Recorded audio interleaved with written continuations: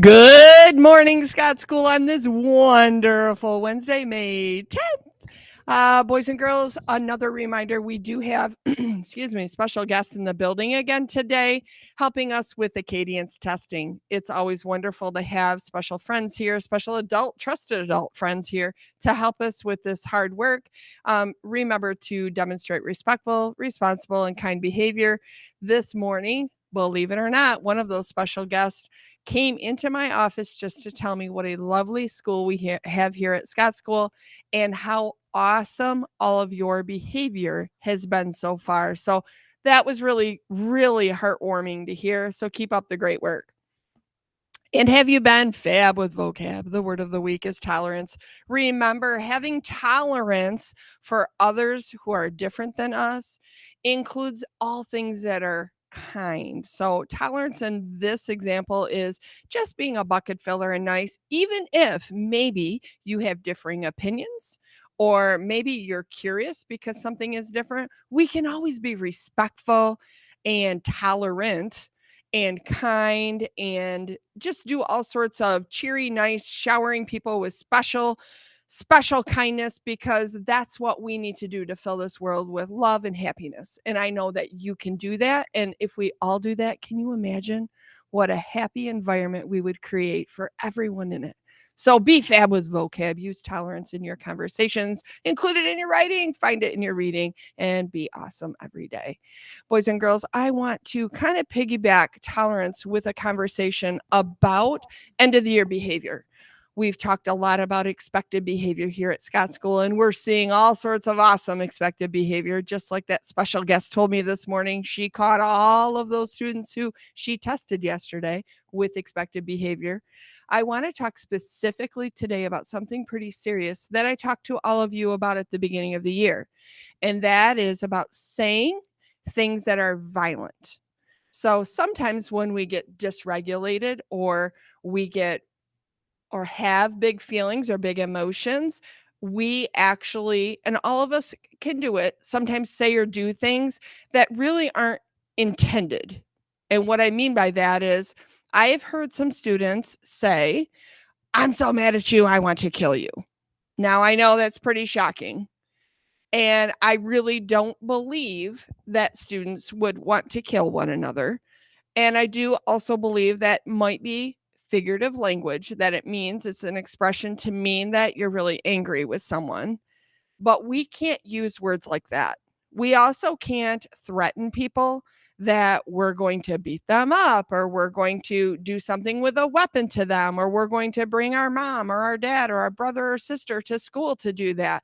That is bucket dipping to the fullest, and it is actually against the law. When students say threats to one another, we have to take them seriously, even if I believe that they're not going to harm someone when they say it.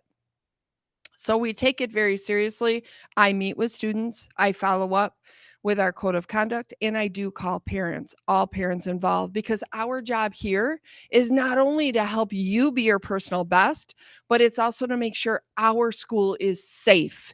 And we do that by taking any threat seriously, including when students have big emotions and they say or do something that really they don't intend to do something like kill someone else. So please help me make our school a safe environment and a friendly environment by expressing yourself in other ways. If you feel like you have a big emotion, it's okay to debug, right? You can ignore, you can walk away, you can talk friendly, talk firmly, get an adult for support, or other strategies like ask for a break.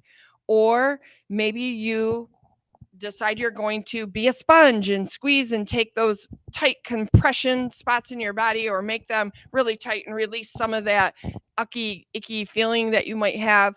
And there are all sorts of ways that you can decompress or let go of those unexpected behaviors or those feelings that are in your head. And we're here to help you if you need that. But again, using language that is making a threat with weapons or violence is unacceptable.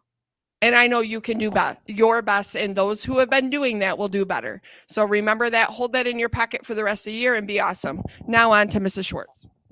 Why, thank you, Mrs. Reha. Friends, just a reminder, we've talked so much about our zones of regulation throughout the year. Remember those videos where we talked about different strategies that you can utilize, especially when you're feeling up in that red zone.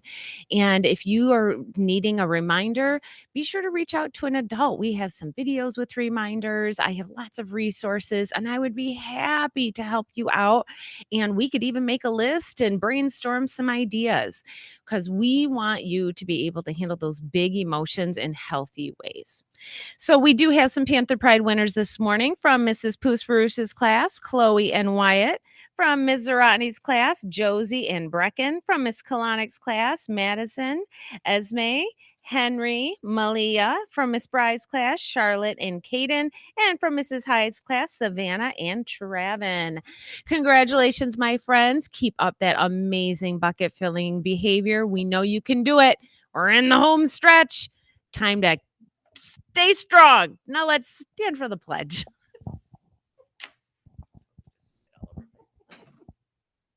I pledge allegiance to the flag of the United States of America and to the republic for which it stands, one nation, under God, indivisible, with liberty and justice for all. Have a wonderful Wednesday, Scott School.